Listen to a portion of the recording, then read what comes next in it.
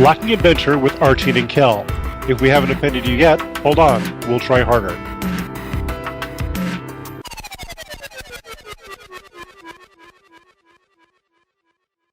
Welcome to episode number 3 of LackingAdventure with Archiean and Kel. This is Kel. This is Archiean. Today we'll be discussing a sort of a singular topic. We're going to be discussing RPGs, as in the role-playing game genre. And we've also got 2 special guests with us today. And you will see them when we get into the first topic.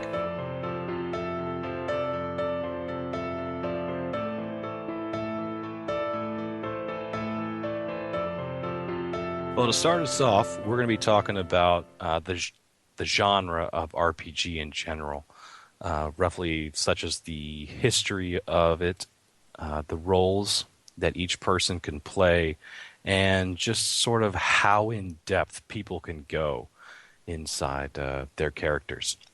But first off, we're going to introduce our guests here. We've got Hibernia. Good morning. And we've got Bigmclarge. Hey there. So they're going to be our main discussers today. So first off, we're going to talk about sort of the history of it. And do you guys have any opinions on that? God, I remember my first intro to RPGs was the original Dungeons and Dragons box set. I remember the red box, but there was like a blue booklet too. It was not long after it went from being chainmail to Dungeons and Dragons. Because I'm old. And I remember being a really diehard first edition fan. Going back and You're not old, you're just a high level. Oh, I like that. I remember the original process of making a first edition bard. You had to be 9th level as a warrior, a rogue, a cleric, and a wizard before you could actually become a bard. I did it once just to say I could do it. Maybe he gets into that shit. Oh, I did. It's something you can really get into. I like it. What about you, Clint? What's your you guys both played D&D together, right? Yes, we do. Yeah, we do now. This is actually how we kind of started dating. Was running a game for her and just kind of got to know each other a lot through running games. Geek foreplay. How long have you guys been married? Going on 18 years. Damn. That's a video game couple right there. That's a true Yeah. sight. That'll bring a tear to any Congratulations. gamer's eye. Yeah. Thank you. I think that one of the coolest things about role-playing games is you can play any class or race, or you can be anything when you're role-playing. That's the best part about it. You can be anything you want. Like, the bigger your imagination, the bigger your scope of what your character can be. Exactly. I know the common ones are like rogue, hunter, or well-ranged. I'm so used to I say hunter now instead of like archer. Mage, priest, cleric, warrior, just different roles. And thought we could discuss what everybody's favorite one was. If you want to start, Kel. Well, mine is pretty obvious if you know who I am. I've always been a melee guy at heart. My favorite class is really the paladin class. Now, granted, I haven't played D&D. Yeah, don't kill me, please. And Oh my god. I know, right? Fail. And so I don't know if the paladin class is actually there. I couldn't It is. tell you. It is? All right, cool. Then I have something I could play. Other than that, I've always been a fan of ranged archers. Not like mage classes, but actual archers, hunters, stuff like that as well. About you, Hippie and Clint? I was always diehard into usually the mixed class of rogue and mage. Or bard. God, if WoW had a bard class, I'd be all over that. And Clint?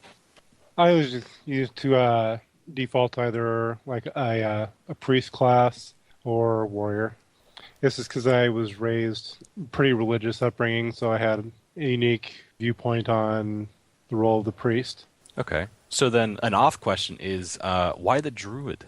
Druid? I just kind of started experimenting with it, and is the concept of weaving nature-bound magic, and not drawing it from some arcane twinkle finger source, but from the world around you, and how WoW allowed the druid to take on different forms, animal shapes, and so forth. I thought that was an interesting aspect to someone who who works with nature and works with plants and animals. I mean, if you think about it, from an RP standpoint, playing a druid is like playing a warrior, well, in some aspects, a warrior and a priest, because you're this defender of nature, and you're still, both physically and through spells. Yeah.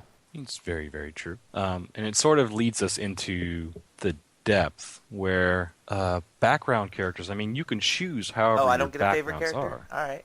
I was going to say, what about Arch? Yeah, we don't care about Archie. Oh, all right. Okay, Archie, what's your character? I like the Necromancer class the best, which is usually considered a warlock. But there's a game coming out. It's just released in Korea, I believe. It's called Blade and Soul. It's a little anime, but if you know me, that's my style. And they have a Necromancer/Summoner class. And it's not like summon demons in WoW or whatever, not like some little demon. You literally can summon like hell's biggest demons to fight and just destroy your enemies. I cannot wait for that game. Oh my god. Oh yeah, it looks good. As Kel was saying. Yeah, as I tried to jump the gun there. We mentioned about backgrounds and depth of actual character story. So, Hibby, how in depth do you actually go with the backgrounds to your actual stories when you're actually playing, say, World of Warcraft or Dragon Age? When it comes to World of Warcraft, they don't really give you a lot of in-game chance to RP a lot unless you mod it separately. I mean, that's one of those things that you kind of have to infuse yourself. And I understand why they did that, and I'm a diehard role player. I've been role playing literally for decades, and plus I was a theater major, so I love really investing a lot of energy and time into my character. And even while I'm playing, I get these little cinematic moments in my head of just actually imagining my character doing these things, or what it looks like for casting this spell or taking down this enemy, and it's those fun little moments of, I could just see her jumping and throwing this fireball at the same time, but that's me putting in the work, as opposed to like D&D, where you can act it out. It's up to you to carry it through, if that makes any sense. I mean, that you're actually describing your action and you're really in the moment. And I know Clint was your D&D, what do they call that? Dungeon Master. Dungeon Master for these games. What do you feel about the storyline? I know the Dungeon Master is supposed to be very, very well in tune with the actual story as it goes. The storyline of just a general RP campaign, or WoW? A general campaign, really. Yeah, I like to draw on classic literature for scenarios and so forth, just because there's some really great stories out there, and they work well for a heroic campaign. It allows people to see different aspects of the quote unquote world in new light, or a different way of seeing things. I like to put little twists in what would be a standard visualization of a class or a race, just so people have to think twice about what they think they know. It allows for a different kind of RP. Nice. Okay. And do you have any other follow-up on that, Hibby? Yeah, actually I do. He is really, really amazing at storytelling. It's part of why we've gamed together for so long, that to the point that there are some games I refuse to play with him, like Call of Cthulhu, because that man has given me nightmares. He really, really gets into the storytelling. We run games for each other. We take turns doing that, but more often than not, he's the one running it because he's just better at it. But yeah, we both love drawing on mythology and classic literature and some of his favorite movies, and it's great being able to mix and match certain elements to create, to really set the scene and tailor it for the characters that you're playing, and to create this world specifically, basically to wreck this character if you need to. That's what I like. It literally is, like I said, the bigger the imagination, which is great. Like, the more you can go, the more fun you have. Because you just go so deep into the story. Yeah. Plus, as a theater major, I mean, to me, role playing is a lot like improvisational theater, and there is nothing like getting together with a good group of like-minded people that are all just in the moment and really into their characters, and you get that chemistry going, and you rely a lot on body language and eye contact, and that's something you don't usually get with video games. It's why I don't RP much in WoW, because it's not the same to me. A lot of urban. Ugh, definitely don't do that.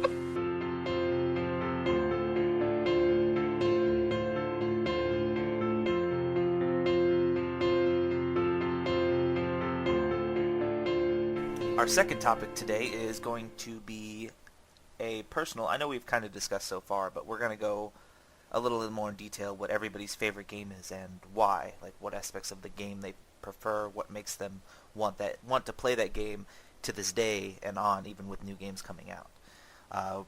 We have D&D on our first, and let's since we just discussed that, let's start with Dragon Age, since I know Hibby loves that game, and she got Kellen Higgy into it. So why don't you guys tell us a little bit about that game? I got addicted to Dragon Age originally on the PlayStation. I played through on the console, and then I saw a YouTube vid about some of the mods that you could add to it. It was Alistair's Royal Wedding, and I was like, I don't know what I have to do, but I want to do that. I want to be there. I want that to happen in my game. So Clint got the Ultimate Edition for me for the PC, and I just modded the hell out of it. And I fell in love with this system because it was the closest I'd ever come to that live act tabletop role-playing experience in a game. I love that, and I've talked about this before, that one of the problems I have with WoW as an RPG is it's kind of a spectator sport. You can create your character and you can customize a little bit, but for the most part, you're kind of taking part in action that's already set, and you just basically go to random orc number 5 and go collect your 15 buzzard asses and go get paid. You know, they set it down for you. But with Dragon Age, you have a choice of customizing your character, picking these different, amazingly written origins, and truly making it your story. It's very first person, in the moment, your story, and I love that. It is. I actually do enjoy that. You can have a different starting and background to it all. Or one person, you're a poor guy and you don't really have a home and all that. And the other one, you're a noble and you're like, I've been rich my entire life, never even seen death until you dragged me along wherever you are. So I like the fact that, and there's like the mages are always that one's a fun one because I didn't expect them to be so secluded. That was a spin. That was definitely an alternate twist. Because normally in fantasy campaigns, mages are, I'm a magic spell slinger, respect me. And no, in Dragon Age world, they are feared and hated. Yes, and that is an amazing part of it, and it just kind of makes it feel more real because you don't want to have a bunch of magic spellcasters roaming around causing havoc, and you got these people who are trying to rein them in. Mm-hmm. So I find that to be sort of more realistic in the scheme of things. One of the big selling points to me, Dragon Age was the first fantasy game, where I actually wanted to play a human character. Normally, I don't play humans in fantasy games. I'm kind of an elitist that way, that, you know, how little imagination does it take to play a human in a fantasy game if you've got other options? But the human storyline in this is so good that I actually wanted to do it. And it was totally worth it. I completely agree with that. And I know Clint just started into it, right?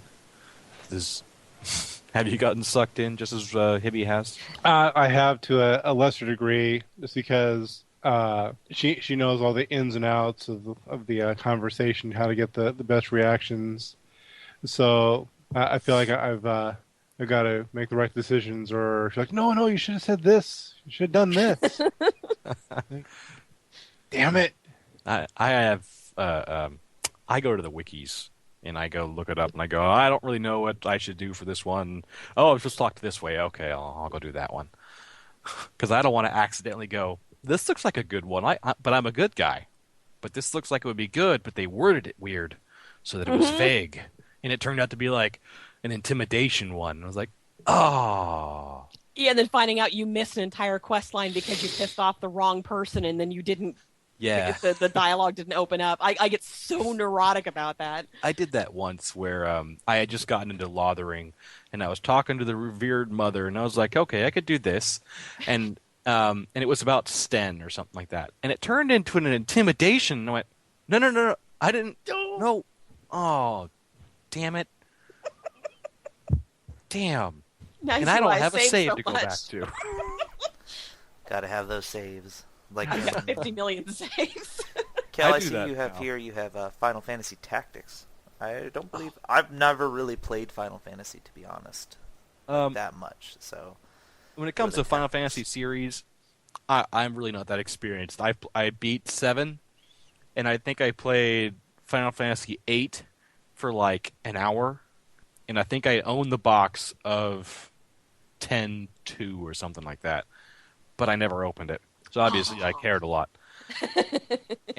But the game I have played a lot when it comes to Final Fantasy series is this small PlayStation 1 game called Final Fantasy Tactics. Now I know they made a Nintendo version of it for the Game Boy or something like that, but it's not as good. I haven't really tried it that hard, but it's really not. The storyline for Tactics was amazeballs. It was just completely amazing. It was a strategy game, so it didn't really feel as much like an RPG, but it was like a RPG/strategy where you could upgrade characters and have different classes and items, but you controlled them in a way that felt like a strategy game. But the storyline in between each fight, they were able to script each combat, storyline combat so well that you got engrossed in it. And you get to the end, you're like, holy cow, this is the most amazing game I've ever played. And it's stuck in my brain that way. So, highly recommended. Get a PlayStation emulator and try that game out. Oddly enough, Tactics is the one that I haven't tried yet. We've played a lot of the Final Fantasy series. That was why we bought our first PlayStation. Matter of fact, was because of 7. Our son had just been born, and I was home with a new baby, and I need something to distract me. And yeah, got into playing 7 and just lost my mind raising chocobos and racing them.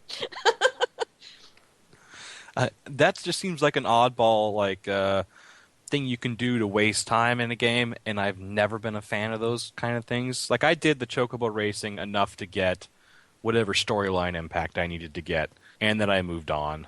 It's kind of like, oh, I leveled my Cloud to about level 99, max level. No, I've never done that before. You know me, like in WoW, I'm the one with the 60 exalted reputations because I had to have all the pets and mounts and... Yeah, that's not me at all. It's like, oh, I got myself to Revered, now I get twice as much rep. And I never did it again. I have one character that I do it with just to be able to say that I did it. Like, Hibby's my main achievement whore, and that's... she's the one I took the time to farm it all on. The others, I'm like, whatever. So Been there, done that. we've also got another series on here. It's the Elder Scrolls series. And I think that is Archie's passion over here, right? Oh yeah, that's definitely my favorite series. That's as far as I go with role playing, but that's where I like to keep it. All the way from Arena to Skyrim, just great series, honestly. Okay, well, we're going to go ahead and wrap this up. We're getting a little long here. We will be bringing along Hibby and Clint in a future episode when we get a topic for them. So keep an eye out for them. If you like them, let us know. Yay! Up off the top turnbuckle is Kellen Archiean, delivering a pair of flying elbows to the face of complacency. Well, if you liked the episode, go ahead and give us a like, subscribe, and leave some comments below if you want to see Hibby and Bigmclarge again. And we will be back in 2 weeks. Happy holidays, everyone. Happy New Year!